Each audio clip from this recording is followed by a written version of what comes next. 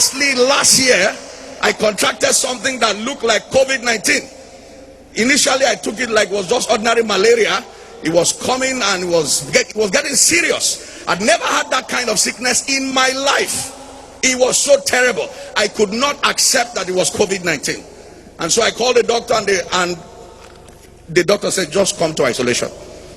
I said, as how? He said, Pastor, just pack your bag. I said, why should I pack my bag? But that night, that early hours of the morning, I had to send him a text because I couldn't sleep.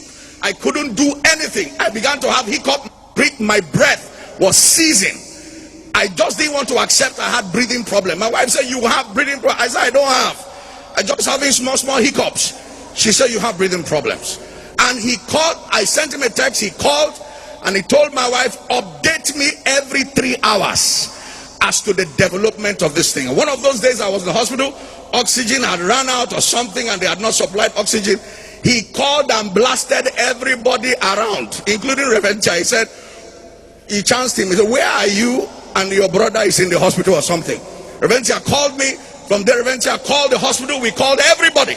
When they brought oxygen, they brought 3 cans of oxygen, 3 long ones. We said, why? Just one is okay. He said, no, we don't want trouble. They brought in 3.